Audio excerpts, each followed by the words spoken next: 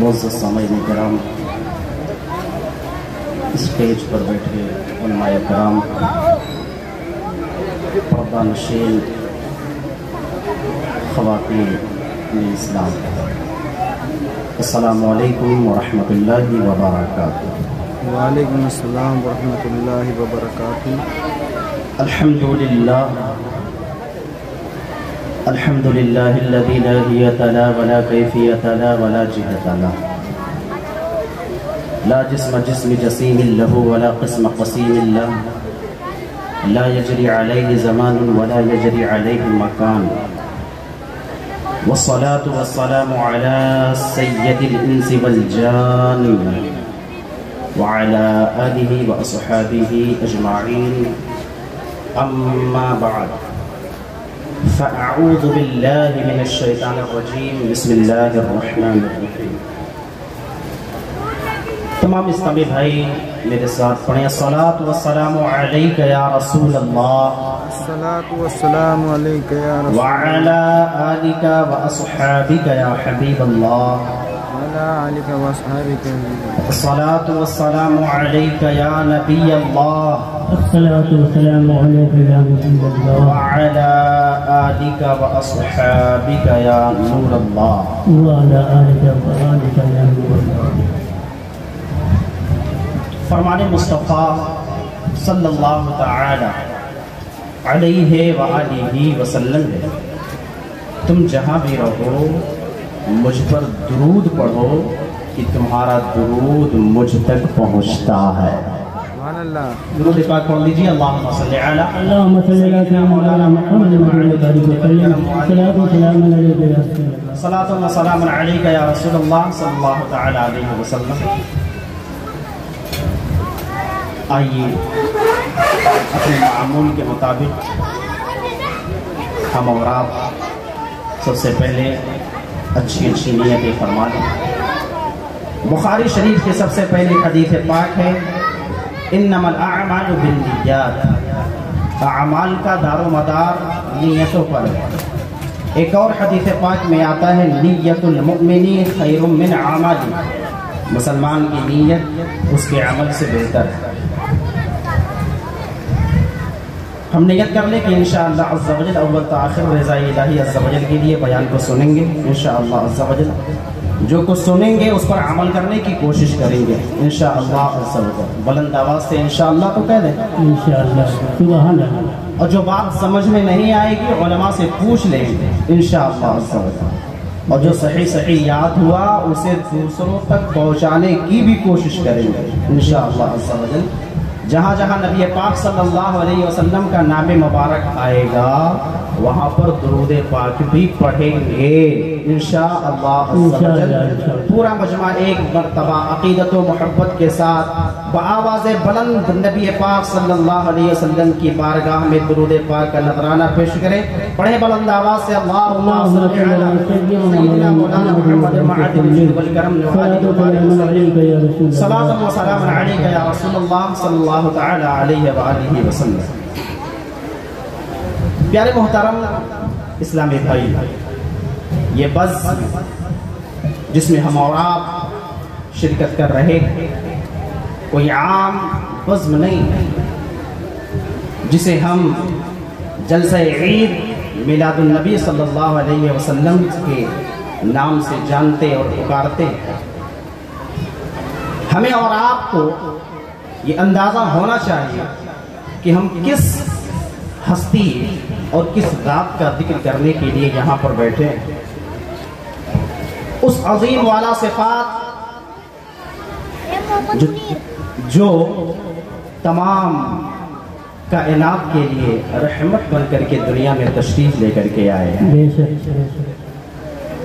اس نبی آخر الزمان صلی اللہ تعالی علیہ وآلہ وسلم کی تذکرے کے لیے ہم یہاں بیٹھے ہیں، جن کا بیان قرآن پاک میں موجود ہے، جن کی عظمتوں کا بیان کتب سماویہ میں موجود ہے، جن کے تذکرے پچھلی امتوں کے انبیاء نے اپنی امتوں کے درمیان فرمائے ہیں۔ جن کے امتی بننے کے لیے انبیاء دعائیں کرتے رہے ہیں. اللہ کا لاکھ لاکھ شکر و کروڑ و احسان کہ اس نے ہمیں اس اپنے محبوب صلی اللہ علیہ وسلم کا امتی بنایا، جس کی امتی بننے کے لیے حضرت عیسیٰ علیہ السلام رب کی بارگاہ میں دعا فرما رہے ہیں. حضرت آدم علیہ نبینا علیہ السلام جن کا وسیلہ پیش کر کے اللہ کی بارگاہ میں دعا کر رہے ہوں اور پھر اللہ تبارک و تعالی ان کی دعاؤں کو قبول فرماتا ہو.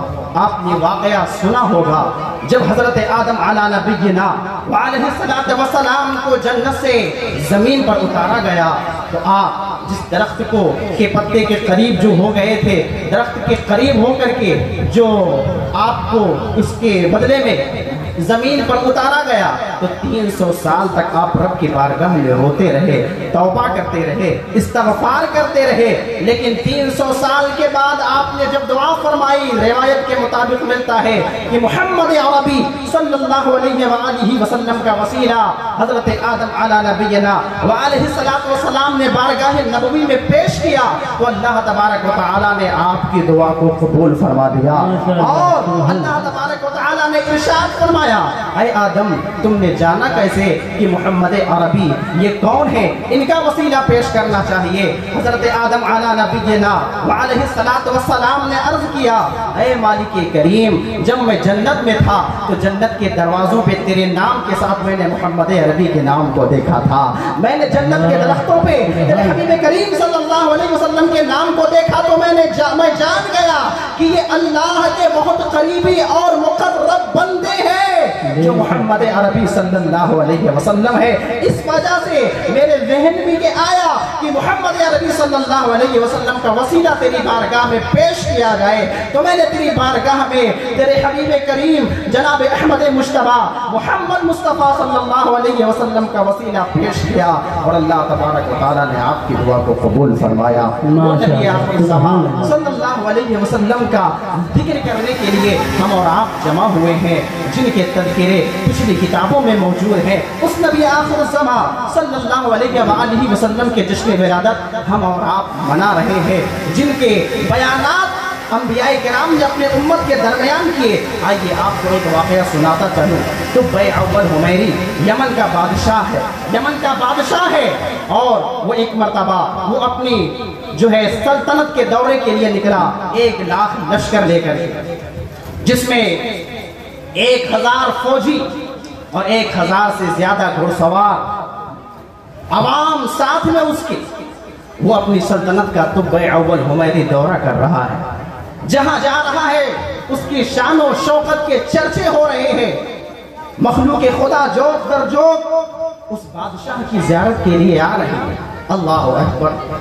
پھر جب وہ مکہ المکرمہ میں اس کا لشکر پہنچتا ہے تو مکہ والوں نے اس کو خاطر میں نہ لایا تو اس نے اپنے وزیر اعظم سے پوچھا آخر وجہ کیا ہے کہ مکہ والے ہمیں کوئی اہمیت نہیں دے رہے ہیں. بادشاہ کا لشکر آیا ہوا ہے شان و شوکت کے ساتھ، ہر علاقے والوں نے ہمارا استقبال کیا، لیکن آخر کیا وجہ ہے کہ مکہ والوں نے ہمیں گھاس تک بھی نہ دیا. تو وزیر اعظم نے پتہ لگاتے اس نے بادشاہ طب اول حمیری کو بتایا کہ اس شہر مکہ میں ایک گھر ہے جسے بیت اللہ کہا جاتا ہے، یعنی خانہ کعبہ ہے. اس کے خادم اور یہاں کے لوگ اس کی بڑی تعظیم کرتے ہیں. جتنے آپ کے فوجی اور دستے میں لوگ موجود ہیں اس سے کہیں زیادہ دور و نزدیک سے لوگ اس خانہ کعبہ کا طواف کرنے آتے ہیں اور خدمت کر کے چلے جاتے ہیں. اب ذرا آپ بھلا بتائیں کہ ایسے عالم میں وہ آپ کو گھاس کیوں ڈالیں گے؟ تو اس نے ارادہ فوراً تبدیل کیا، کہا میں ایسے گھر کو کھدوا ڈالوں گا، توڑ ڈالوں گا اور ان مکہ والوں کو میں قتل کروا ڈالوں گا، قتل کر دوں گا.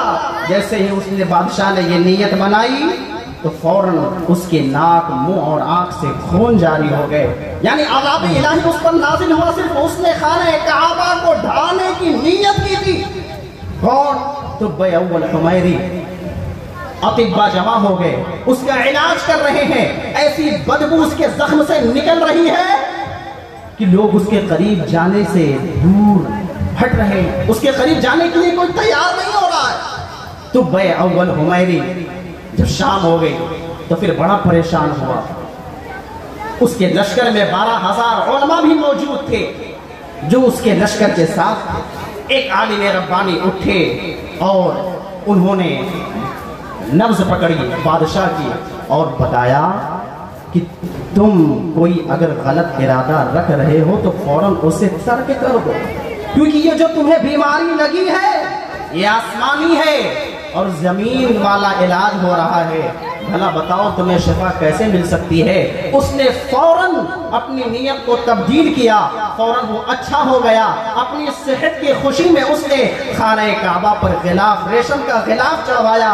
وہیں سے رواج پڑ گیا کہ خانہ کعبہ پر غلاف چڑھایا جاتا ہے۔ وہاں مکہ والوں کو اس نے بہت کچھ نوازا، اور پھر مدینہ المنورہ اس کا لشکر جب آیا تو وہ 12,000 علماء کرام میں سے جو عالم ربانی تھے، جو کتب سماویہ کے عالم تھے، انہوں نے مدینہ المنورہ کی مٹی کو اٹھایا، کنکر کو اٹھایا، نبی پاک صلی اللہ علیہ وسلم کی ہجرت گاہ کو سونگھا اور پتہ لگا لیا کتب سماویہ کے مطابق کہ یہی وہ زمین ہے جس میں نبی پاک صلی اللہ علیہ وسلم ہجرت فرما کر تشریف لائیں گے۔ انہوں نے ٹھان لی، بادشاہ سے کہا اب ہم یہاں سے نہیں جانے والے ہیں، اب ہم یہیں ٹھہریں گے، کیونکہ یہ وہ زمین ہے جہاں پر نبی آخر الزماں صلی اللہ علیہ وآلہ وسلم ہجرت کر کے تشریف لے کر کے آئیں گے۔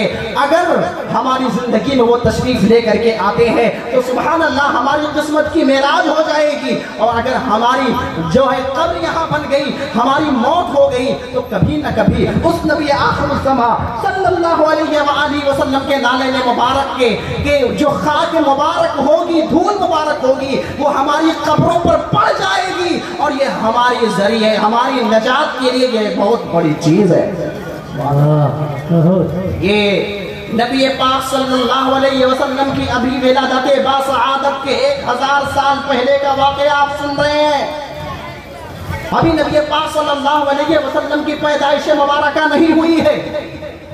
تو جب بادشاہ نے یہ دیکھا کہ علماء بصیر ہو گئے یہاں پر رہنے کے لیے، تو بادشاہ نے ان علماء کے لیے مدینہ المنورہ میں 400 مکانات بنوائے، اور ایک مکان عالم ربانی جو ان علماء میں سب سے بڑے عالم تھے، اس عالم کے بغل نبی پاک صلی اللہ علیہ وسلم کے لیے ایک مکان بنایا۔ سبحان اللہ، 1000 سال پہلے، آپ اس بات کو یاد رکھیں، یہ نبی پاک صلی اللہ علیہ وسلم کی ولادت باسعادت کے 1000 سال پہلے کا واقعہ ہے۔ قطب اول حمیری نے پھر خط لکھا کہ یہ خط میرا نبی آخر الزماں صلی اللہ علیہ وسلم تک پہنچا دینا ہے۔ وہ خط عالم ربانی کو دیا جو علماء کے سردار تھے، کہا اگر تمہارے زمانے میں وہ نبی پاک صلی اللہ علیہ وسلم تشریف لے آتے ہیں اور ان سے ملاقات ہو جاتی ہے تو میری خوش نصیبی، ورنہ نسلاً بعد نسل اپنی اولاد کو یہ وصیت کرتے جانا کہ یہ میرا خط نبی پاک صلی اللہ علیہ وسلم تک پہنچا دے۔ سبحان اللہ، خط میں طب اول حمیری نے کیا لکھا تھا؟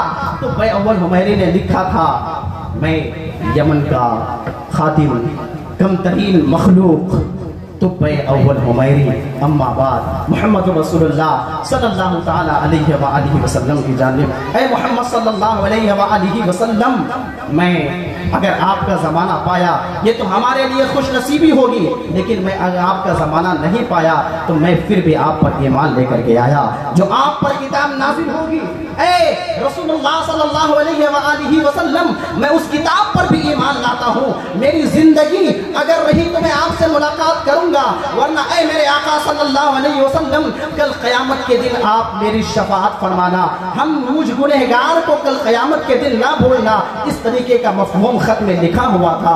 اللہ اکبر، ابھی 1000 سال کا زمانہ نبی پاک صلی اللہ علیہ وسلم کی ولادت کے پہلے کا ہے، تو بے اول حمیری نے یہ خط عالم ربانی کو دے کر کے وہاں سے روانہ ہو گئے، اور پھر اس قدر ان علماء کی نسلیں بڑھی کہ کافی اضافہ ہو گیا مدینہ المنورہ کی آبادی۔ تو جب نبی پاک صلی اللہ علیہ وسلم کو اللہ تبارک و تعالی نے حکم ارشاد فرمایا کہ مکہ المکرمہ سے मदीनतुल मुनव्वरा की तरफ हिजरत फरमाए तो नबी पाक सल्लल्लाहु अलैहि वसल्लम ने मदीनतुल मुनव्वरा की तरफ हिजरत फरमाई। सनियतुल विदा जो घाटी है वहां पर हुजूर सल्लल्लाहु अलैहि वसल्लम की ऊँटनी नमूदार होती है।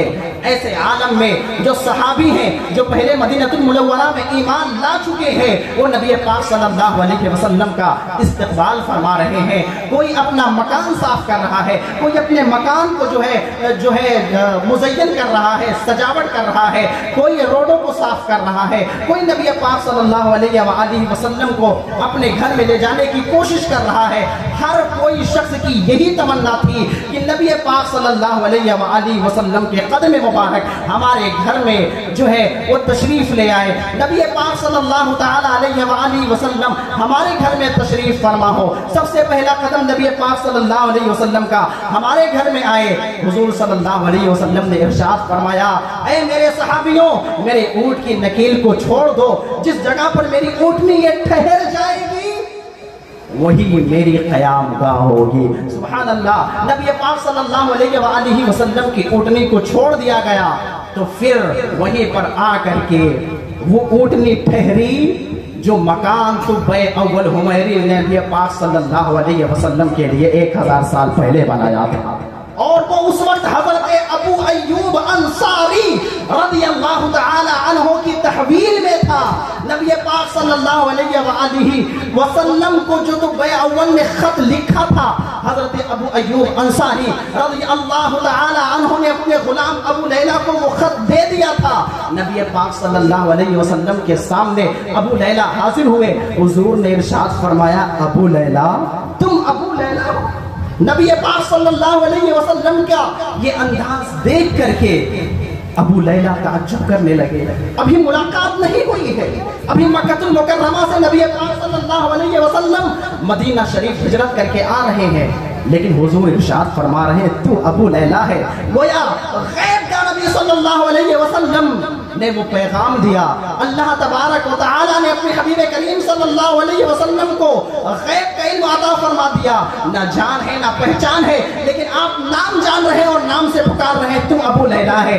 और ताज्जुब से कहते हैं, या रसूल अल्लाह, मैं अबू लैला हूँ। आप इरशाद फरमाते हैं, मैं मुहम्मदुर रसूलुल्लाह हूँ, जो तुब्बे अव्वल हुमैरी ने 1000 साल पहले लिखा था और नस्लन बादा नस्लिन तुझ तक पहुंचा है।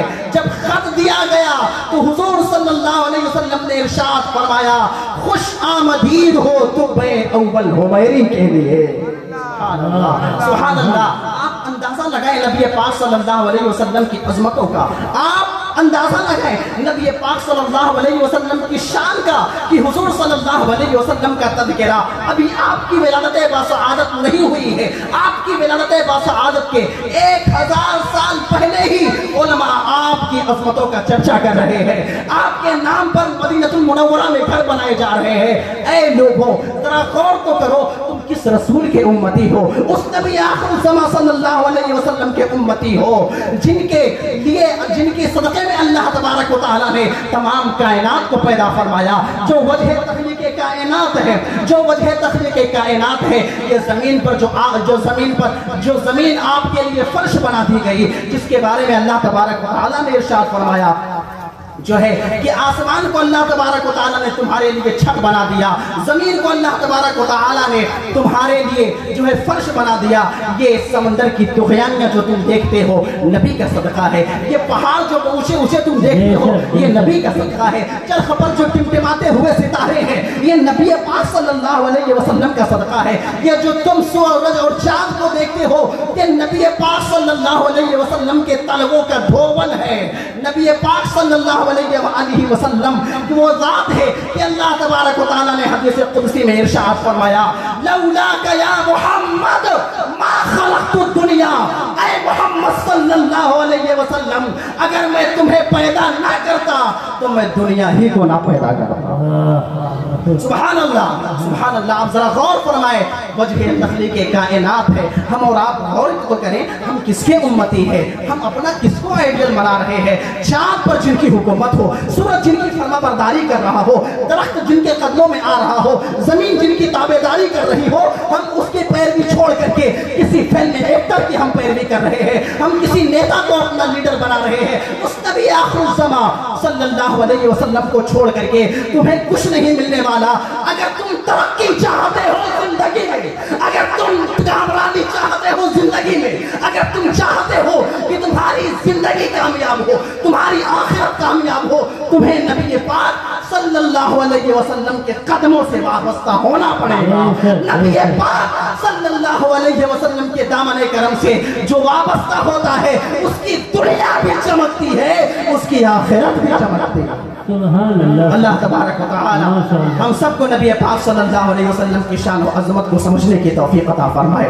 मेरे मोहतरम प्यारे इस्लामी भाइयों, यहाँ पर बैठे जितने आशिकान रसूल हैं, सब गौर फरमाएं कि हम किस तरीके की जिंदगी गुजार रहे हैं।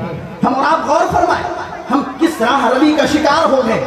वो नबी पाक सल्लल्लाहु अलैहि वसल्लम जिन्होंने हमें चलना सिखाया, वो नबी पाक सल्लल्लाहु अलैहि वसल्लम जिन्होंने हमें जीने का हक दिया, वो नबी पाक सल्लल्लाहु अलैहि वसल्लम जिन्होंने इंसानियत को एक जिंदगी दी। सिकती हुई इंसानियत जब थी तो उस आलम में नबी पाक सल्लल्लाहु अलैहि वसल्लम तशरीफ लेकर के आए। औरतों को जीने का हक दिया, बच्चियों को जीने का हक दिया, बेवाओं का सहारा बनकर के हुजूर सल्लल्लाहु अलैहि वसल्लम तशरीफ लाए, यतीमों का सहारा बनकर के नबी पाक सल्लल्लाहु अलैहि वसल्लम तशरीफ लेकर के आए। हम उनका एहसान ना मानाएं, हम उनका शुक्र अदा ना करें, हम लाख शुक्र अदा करें, अपने हबीब करीम सल्लल्लाहु अलैहि वसल्लम का शुक्रिया अदा नहीं कर सकते हैं। ऐ लोगों, नबी पाक सल्लल्लाहु अलैहि वसल्लम की सुन्नतों की इत्तिबा में लग जाओ। नबी पाक सल्लल्लाहु अलैहि वसल्लम की पैरवी ही में आपके लिए, हमारे लिए, सारी उम्मत के लिए भलाई है। हुजूर सल्लल्लाहु अलैहि वसल्लम के फरामीन पर अमल करना एक मुसलमान की जिम्मेदारी है। बेशक हम और आप गौर फरमाएं कि नबी पाक सल्लल्लाहु अलैहि वसल्लम हमसे क्या चाहते हैं, हुजूर सल्लल्लाहु अलैहि वसल्लम हमसे कैसे खुश हो। नबी पाक सल्लल्लाहु अलैहि वसल्लम ने इरशाद फरमाया, जुइलत कुर्रतु ऐनी फिस सलाह, नमाज में मेरी आंखों की ठंडक रखी गई है। हम तो रबीउल अव्वल के मौके पर अकीदत का नजराना पेश करते हैं, लाइटें लगा करके, गलियों को सजा करके, घरों को सजा करके, मस्जिदों को सजा करके, लेकिन क्या इस तरीके से अकीदत का नजराना पेश नहीं किया जा सकता कि जो हम में बेनमाजी है वो नमाजी बन जाएं, हम में जो दाढ़ी कटाते हैं या एक मुट्ठी से कम रखते हैं, वो नबी पाक सल्लल्लाहु अलैहि वसल्लम को खुशी पहुंचाने के लिए अपने चेहरे पर सुन्नत के मुताबिक दाढ़ी सजा ले। जो हराम कामों की तरफ है वो हलाल कामों की तरफ लग जाए। ऐ मुसलमानों, तुम किधर जा रहे हो? पूरे इस्लाम में दाखिल हो। कुरान कह रहा है, या अय्युहल्लज़ीना आमनू दुखुलू फिस्सिल्मी काफ़ा, ऐ ईमान वालों पूरे इस्लाम में दाखिल हो जाओ। तुम अपने आप को अगर मुसलमान कहते हो, तुम अपने आप को अगर कहते हो कि हम नबी पाक सल्लल्लाहु अलैहि वसल्लम के आशिक हैं, तुम अगर ये कहते हो कि हम कलिमा पढ़ने वाले हैं, तो तुम्हें कलमे के तकाजे को पूरा करना होगा, तुम्हें नमाजी बनना पड़ेगा, तुम्हें सच का दामन थामना पड़ेगा, तुम्हें सदाकत का दामन थामना पड़ेगा, तुम्हें बेहयाइयों से, बुराइयों से, झूठ से, गीबत से, चुगलियों से, एक दूसरे के दरमियान फसाद डालने से, चुगलियां करके भाइयों में तकरार और लड़ाई झगड़ा डालने वाले कामों से तुम्हें बचना पड़ेगा। इस वजह से कि नबी पाक सल्लल्लाहु अलैहि वसल्लम को ये चीजें पसंद नहीं है। हम अगर आशिक रसूल है तो हम वो काम करें जिससे हमारा रब राजी हो, हमारे रसूल सल्लल्लाहु अलैहि वसल्लम की खुशनुदी हमें जो है मिले। अल्लाह तबारक व तआला हम सबको कहने सुनने से ज्यादा अमल करने की तौफीक अता फरमाए। नबी पाक सल्लल्लाहु अलैहि वसल्लम की सच्ची मोहब्बत अता फरमाए। नबी पाक सल्लल्लाहु अलैहि वसल्लम के सुन्नतों के मुताबिक हमें ज़िंदगी गुजारने की तौफीक अता फरमाए। बयान की गलतियाँ और तमाम गुनाहों को माफ़ फरमाए। आमीन बिजाहि नबी अमीन सल्लल्लाहु अलैहि वसल्लम व आखिरु दअवाना अनिल हम्दुलिल्लाहि रब्बिल आलमीन। अस्सलामु अलैकुम व रहमतुल्लाहि व बरकातुहू।